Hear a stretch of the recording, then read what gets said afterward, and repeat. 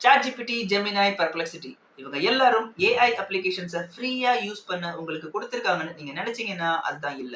நாம ChatGPTல ஒரு தடவை ஹாய்னு ப்ராம்ப்ட் சென்ட் பண்ணும்போது இந்த டேட்டா சின்ன சின்ன டிஜிட்டல் பேக்கெட்ஸா கன்வெர்ட் ஆகி நம்மளுடைய டிவைஸ்ல இருந்து நேரடியா இன்டர்நெட் சர்வீஸ் ப்ரொவைட் பண்ற ஐஎஸ்பி, அதாவது ஏர்டெல், ஜியோ இவங்களுடைய டேட்டா சென்டருக்கு போய் அங்க ஃபைபர் ஆப்டிக்ஸ் கேபிளை பயன்படுத்தி கடல் வழியா நேரடியா அமெரிக்காவுக்கு போய் அங்க இருக்கிற ChatGPTயோட சர்வர்ல இருக்கிற 30 லட்சம் ரூபாய் மதிப்புள்ள NVIDIAவோட GPU, அதாவது கிராபிக்ஸ் ப்ராசஸிங் யூனிட்ல இந்த ஹாய் மெசேஜை ப்ராசஸ் பண்ணி அந்த மாடல் கொடுக்குற அவுட்புட்டை அப்படியே கொண்டு வந்து நம்ம டிவைஸ்ல இருக்கிற இந்த ChatGPT ஆப்ல ஷோ பண்றதுக்கு குறைந்தபட்சம் 50 பைசால இருந்து 50 ரூபாய் வரைக்கும் செலவாகிற இந்த விஷயத்த ஃப்ரீயா கொடுத்துருக்காங்கன்னு நீங்க நினைச்சீங்கன்னா இங்கதான் நாம ஒரு விஷயத்த மறக்கிறோம். டேட்டா.